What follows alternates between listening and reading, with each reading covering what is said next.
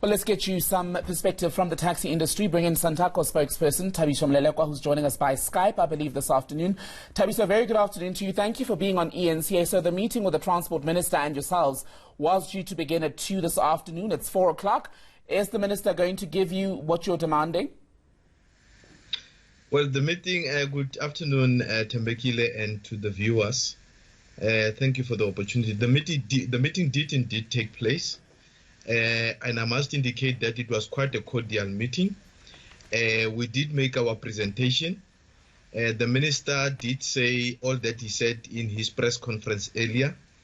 And we did indicate our conditions that we are not willing to back off on. And the minister has indicated that he in principle agreed, but has requested that we afford him the opportunity to further engage with Command Council, and his indication was that he did not see any opposition from the Command Council. But I must indicate that we have not made an official decision at Santaco.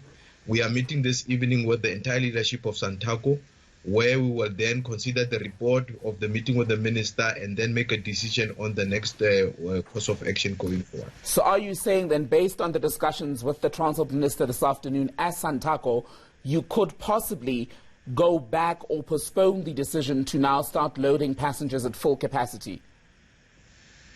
Well, I'm saying to you, the minister did put his case. The minister did request us to reconsider certain decisions that we have taken, and we did indicate that we have heard him. At the moment, I'm not at liberty to decide whether we may go that way, but we will then consult with the constituency, and we believe that either later tonight or first thing tomorrow morning, we will then make an announcement on what the way forward will be. I must, however, indicate that we have made a commitment to the minister that we do want to work with government. We do want to work with the minister, but it is very important that both parties understand each other's frustrations, and we find a way of collectively working together to ensure that the problems at hand find an amicable solution. Let's talk numbers for a moment. Where do you stand? I know the initial rejection was of that figure of about 5,000 Rand per taxi per month in this COVID-19 relief. There was word that there'd be a demand of about 20,000 Rand per vehicle. Have those numbers changed? Well, on the side of government, those numbers have not changed. On the side of the taxi industry, the position has not changed. We have, however, indicated to the minister that we do want to make further proposals on the issue of the relief fund.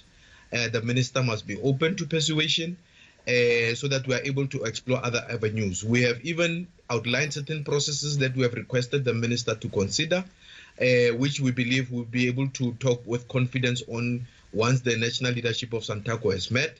And the minister is quite open to that. So much as it is a deadlock, I think the parties have agreed that let's go back, let's report, and then let's find a way of assisting each other go forward.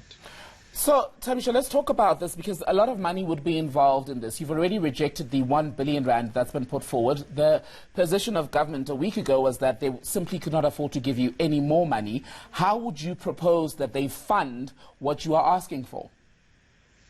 Well, I am not at liberty to disclose the proposals that we are making to government, but we are saying there are other ways in which we can find within the available resources of government.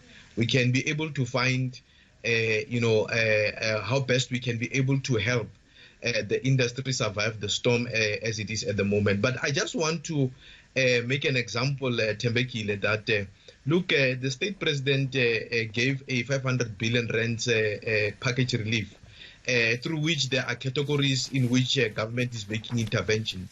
You take the 9 billion Rands that have been given to, the taxi industry or public transport sanitization and so on, together with water and sanitation, and this was repeated by the finance minister in his budget speech. So we are saying perhaps maybe some of the issues there can be considered, and we would be able to find ways in which we can be able to work together. What I'm saying to you now is not yet official position of Santaco, but I'm saying when we look practically at the situation, we can be able to come up with meaningful proposals and solutions to the problem. So, and what's been further complicating the discussions where the taxi industry is concerned is the fact that, of course, there's been a lot of unfinished business between yourselves and government.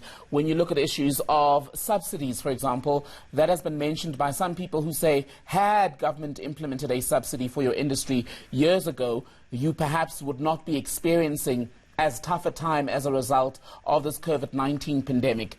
When you look at your discussions then with Minister Fikile Mbalula and where we are today, are you getting a sense that there is a clear enough distinction between the long-standing issues and the issues that are specific to the COVID-19 pandemic's impact on the industry?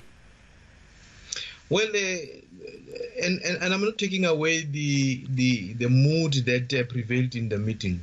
But I must indicate that COVID, it only had to take COVID-19 to trigger the pressure, the frustrations that have been long ongoing in the taxi industry.